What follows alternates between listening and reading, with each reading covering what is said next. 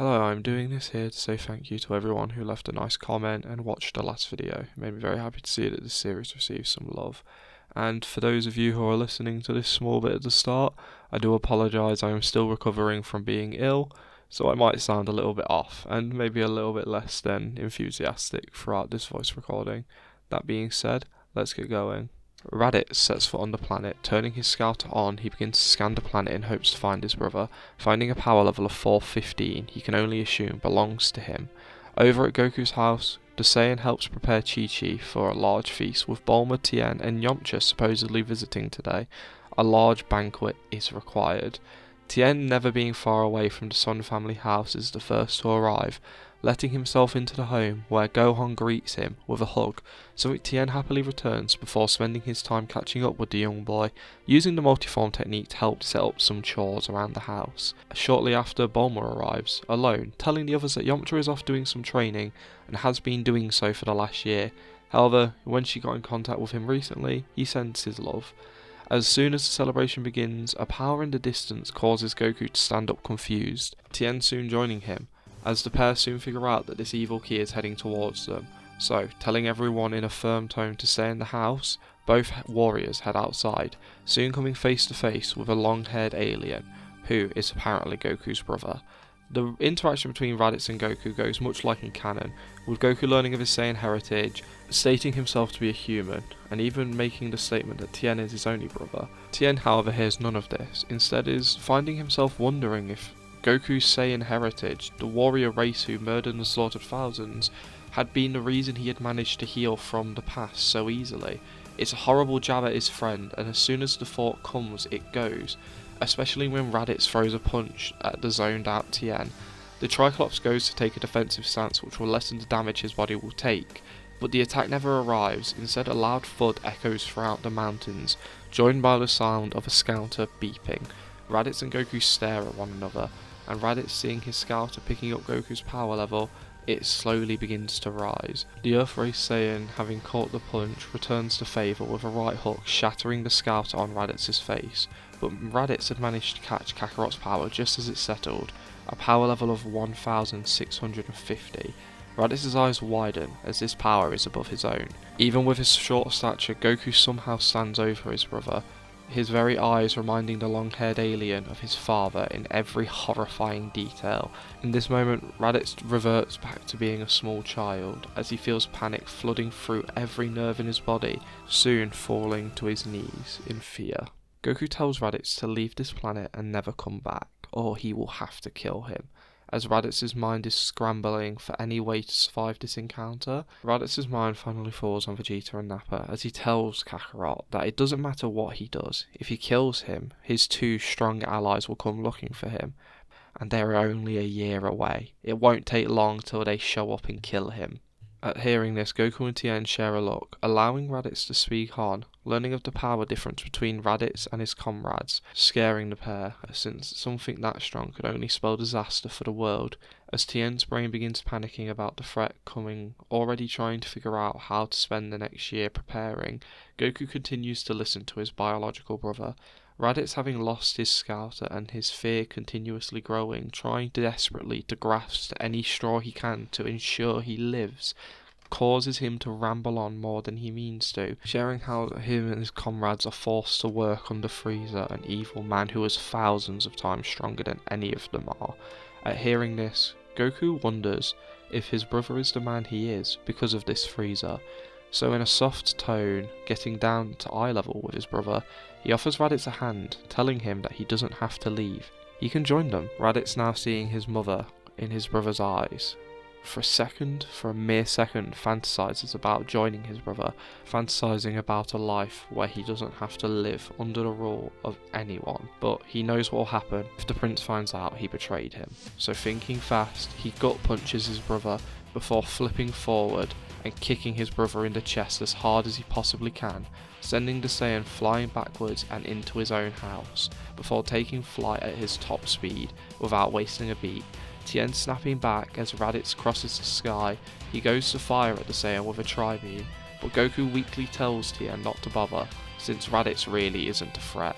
looking back to see Goku mostly unharmed other than a bit of blood drawn, grits his teeth and agrees. As Chi-Chi and Gohan run outside to help Goku, the man just watches his brother fly off, sensing his power as eventually it leaves the atmosphere. Sensing this, Tien and Goku decide it's best to start preparing as soon as possible. Tien bringing up the idea of using the time chamber, but Goku disagrees, saying it is a good last resort, but they both only have a year and 9 months left, so it would be best to save it for another time, since they do have a year to train, and if push comes to shove, they could always use it if they don't feel fully prepared. Knowing it's best to take action as soon as possible, they take off towards Kami's lookout, knowing this is the best place to start their search for how to move forward and how to grow stronger.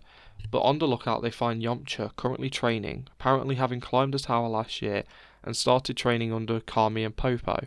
He is excited to see the two warriors, asking how they're doing. Gathering Kami, Popo and Yamcha, the pair share the story of today's threat and the one that is a year away. Kami is disturbed and already wants to jump into action to begin training the Earth's defences, but he shamefully admits that he believes the pair training under him would yield such little results it would be practically pointless for them. After all, they have both long since surpassed him, with Tien being the only one who might have a little bit more to learn. Hearing this, the pair are stumped, thinking they may very well have to resort to training just against each other. But Kami, seeing this, takes some time to think before saying he does have one last thing he can try, but he will need a few hours to get everything arranged. The pair, happy their master might have one last lesson for them, nods as Kami disappears. Goku Tien are left at the lookout to wait. During this time, the pair plus Yamcha spend some time talking about who will be a good recruits for this upcoming invasion, and after a few minutes of debating they decide to recruit Yamcha, Chi-Chi and Gohan. While people such as the Crane Master and Piccolo Jr. have been deemed too dangerous by the group, with Goku also setting the rule that his wife nor son will be on the battlefield unless absolutely needed, something the others are happy to agree to. So Goku heads off to recruit his family, while Yamcha heads down to collect Yajirobe from Korin's tower, leaving just Tien to ponder on what the training Kami is trying to acquire is for them.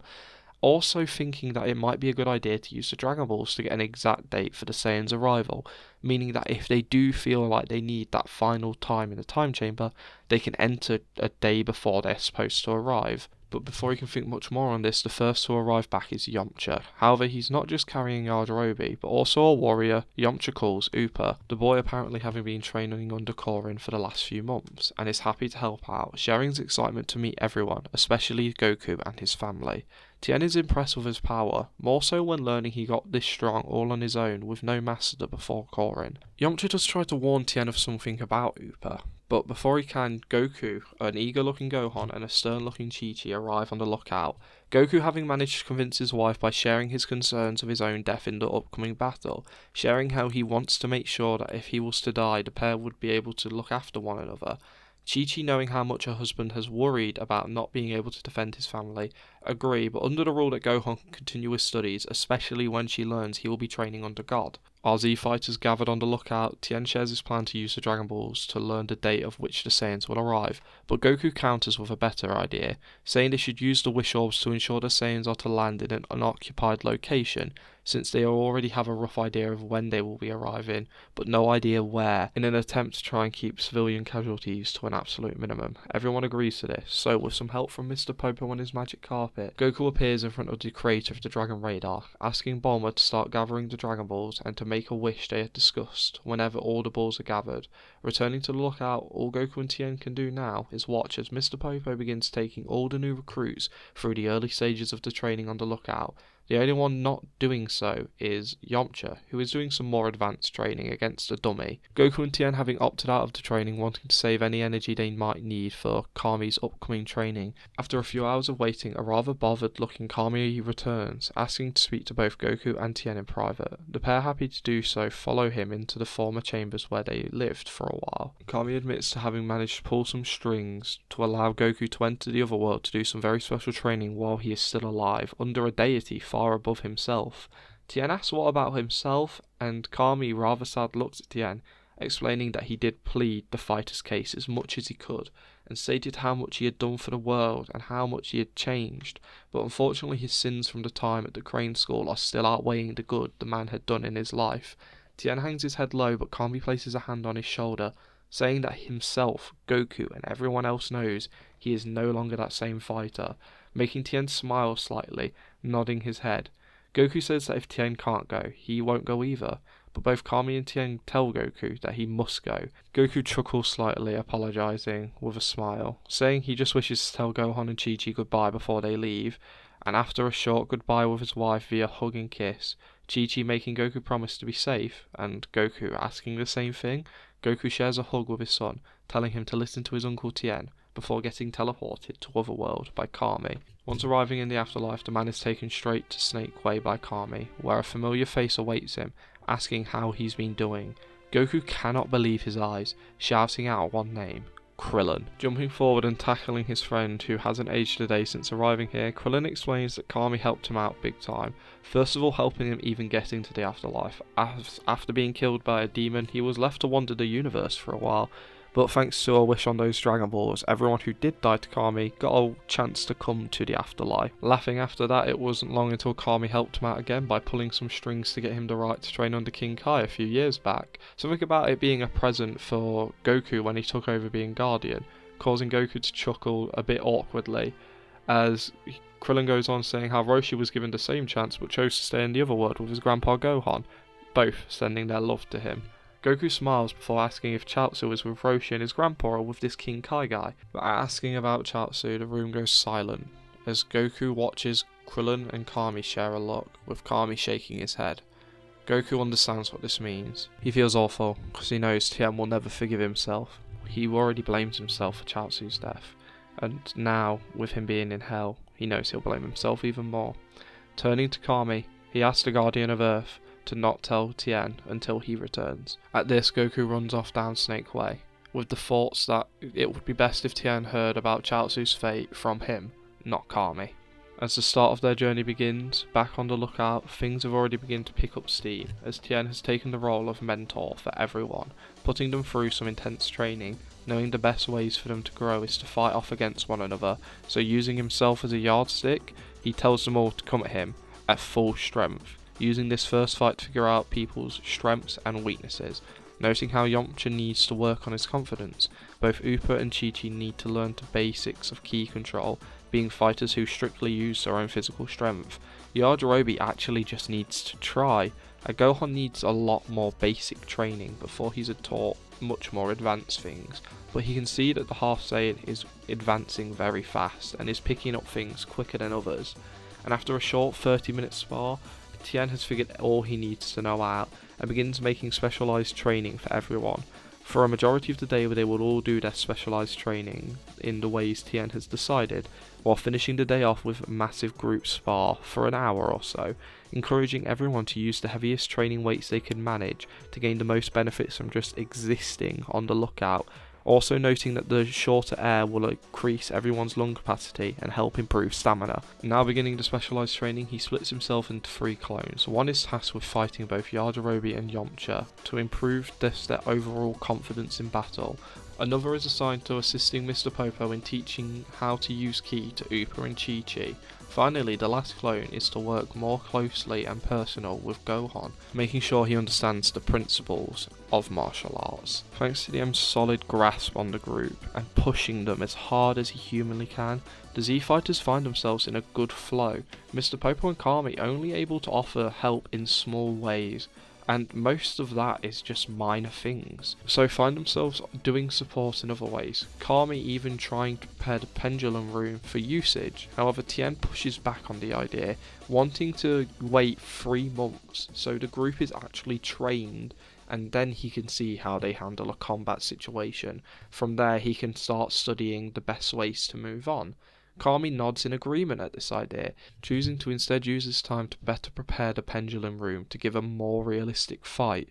Back in Otherworld, Goku is making incredible time, all the while learning about the Otherworld, the silence and awkwardness having disappeared as he soon catches up with his best friend like old times, all the while popping his first senzu bean, having had Mr. Popo prepare a lot of food for this journey, alongside a week's worth of senzu beans. The pairs fall back into their old ways, with Krillin and Goku pushing each other as much as they can, but Goku can see and sense Krillin is holding back, and it's a lot, and he really can't wait to see how much power he holds. Time passes by in the blink of an eye, and Goku, still being alive, has to stop to eat, sleep, and relieve himself.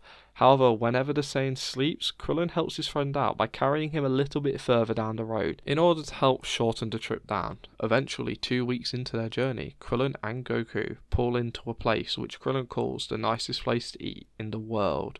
As they enter Snake's Palace, Krillin is welcomed as a regular, with some food being brought out fast. Other souls seem to walk around the place, and eventually Krillin is approached and begins talking to a rather attractive alien woman he refers to as Snake, the pair talking like they have known each other for years, while all the while it being very clear to Goku his best friend has a big old crush. But the Saiyan just watches and smiles, happy that his friends can at least experience this, even in the afterlife. After a meal and filling up with more food, the pair begin their journey, finishing the trip in record time. After another 2 weeks running, they arrive at King Kai's place. Now, my math here is Goku is about 4 times stronger than his canon self, and thanks to having some help from Krillin while he sleeps, plus just generally being quite competitive, I think he would manage to bring his journey down to 5 times less than it was in canon, so I brought it down to a month. As they arrive at King Kai's planet, Goku's training begins. Now I'm going to go over Goku's training here because I think it's just simplified an awful lot. Thanks to Goku spending more time in the time chamber and just genuinely being stronger, he adapts to the higher gravity faster, allowing him to catch both Gregory and Bubbles in a much faster time, likely not having to remove his training weights. So he begins training to learn the Kaioken and Spirit Bomb, all the while also being able to spar against Krillin here. He is soon able to learn how much stronger Krillin is than him. In fact, he can tell that Krillin is far beyond any power he has ever sensed and likely will ever sense in a long time. But the pair, taking their old turtle ways to heart once more, begin to spend a bit of time relaxing, often making trips down to Snake's, where Goku would help his friend score some brownie points with the woman before they both return to their training, making sure to follow the turtle school way. Back on Earth, the training has gone well over the last 3 months. Everyone has taken massive strides forward, and Tien thinks it's now time to begin the use of the training in the Pendulum Room, taking everyone inside with him acting as the leader. Thanks to Kami being free, not having to watch over any training, he has managed to boost the power of the Pendulum Room, allowing the room to create 2 illusions of Saiyans who, from his understanding, would rival the weaker of the 2 Saiyans coming to Earth. Thanks to this, it doesn't take long for things to go wrong. Within a mere moment, the vestiges of the dead Saiyans are ripping through the group. Chi-Chi gives her life to defend Gohan from a blast, and soon it is just Tien and Gohan, the older fighter taking the defensive position over his nephew, but suddenly the boy's power skyrockets as it eclipses his own. The boy fires off a blast which nearly destroys the entire room and all the lookout. However, it does succeed in destroying the Saiyan vestiges, ending the training. Tien is confused, while everyone who was eliminated asks what happens. After all, the training only took about 15 seconds, and Tien is unable to explain as his brain is still in shock, as a flood of emotions makes him paralysed. He feels pride for his nephew, but with Gohan's power having disappeared, he doesn't understand what that was. Worst of all, these last 3 months have been for nothing. No one, and he means no one, other than Gohan stood a chance, not even himself. His own training having been dampened because he's been training everyone else. His growth has been minuscule compared to everyone, and Tien can feel his heart beating in his chest, his mind flashing back to the day he lost Roshi and Chaozu. He struggles to breathe, thinking about how fast he lost everyone there, wondering if that will happen on the day. Chi-Chi and Gohan are the first to act, with Gohan wrapping his body around Tien's leg to comfort him, while Chi-Chi places a hand on the man's shoulder. However, this isn't enough to bring him out of it. Tien looks down and locks eyes with Gohan. That power, if he could hone it, if he could make Gohan into the ultimate Saiyan killing weapon, all he would have to do is train him like Shen trained him. What is he thinking? No one should have to endure that training, especially Gohan. But what does he do? Gohan's power is easily the strongest, his potential is clearly the highest. He's incredible, but he refuses to do that to Gohan. He won't do that to Gohan, he won't put Gohan through what he went through, but he will help him hone that power. Tien is scared at his own thoughts and is only pulled back to reality by the young hybrid muttering his uncle's name. Tien just smiles, telling him not to worry. He's fine while faking a smile, all the while saying that they are going to have to increase the intensity of their training, but advises everyone takes a day to collect themselves. As the sky suddenly turns dark, Bulma, having collected the Dragon Balls, phrases her wish so that when the Saiyans arrive, they land in the location of her choice, giving the coordinates of Yamcha's old bandit base. The dragon grants this wish as deep in space, the Saiyans' pods all suddenly have a random surge of speed, going unnoticed by the three Saiyans. The Earth's group reforms the next day, ready to begin some more intensive training, even Yajirobe being roped into taking training more seriously thanks to Upa pushing him to train harder. Clearly the failure of dying first, having lit a fire under him, something Tien admires. Tien can notice that everyone has this fire under them, so helps them master old techniques and create new ones, spending special time to meditate and train Gohan closer, now only realizing just how much the young boy had grown in such a short time. So Tien, seeing a hope, a flicker of hope, holds out, pushing down his fear, trying to sleep off the nightmares, trying to bottle up everything. But soon, after using the pendulum room for a second time 2 months after their first attempt, and only managing to succeed after everyone had died but himself, Gohan, and Yajirobe, who had hid like a coward, Tien cannot hold out any longer. As he enters the time chamber alone late one night, he pushes himself to stay in the room for as long as his mind, body, and will allow him, with his limits alone being 3 months, exiting the room drained, tired, injured, and more scared than he had ever been, but also stronger than everyone else. He enters the pendulum room alone as well. He manages to hardly pull out a victory alone, and this helps settle his nerves a good deal, but he can't help but remember the threat that is apparently stronger than the weaker of the Saiyans.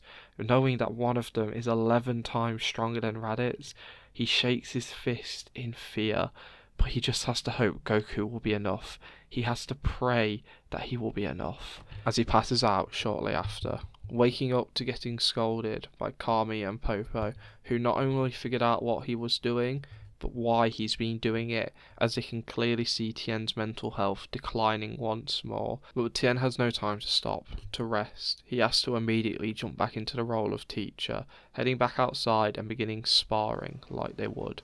And while Kami and Popo are annoyed with Tien, they can't help but notice that now he can act as a better representation of what they will face, allowing everyone to stop their specialised training and spend all day sparring against him, causing quicker growth amongst the group, with it becoming clear that everyone had at least mastered the things Tien had hoped they would. Yamcha, having long since overcome his cowardice, has grown into a confident fighter, able to lead the Z fighters in every sparring match they have against Tien, taking pride in how he acts, and even using skills he had learned from baseball to make signals, using his hands, and how he fluctuates his power level to bring in different strategies and to tell people to attack at different times.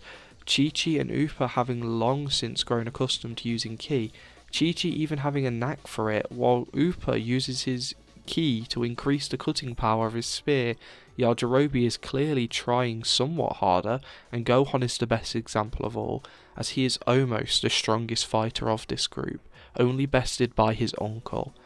But soon the 10th month since Raditz's arrival comes, and the Z fighters ready for another day of training, when all present feel the power of 3 incredible energies enter the atmosphere, all being strong, but one being so strong it causes everyone to shake with fear. They know who this is, but aren't sure why they are here so soon. Tien wonders if Raditz was wrong in his estimation. However, with Goku not even on his trip home yet, it causes our heroes to have to rush off.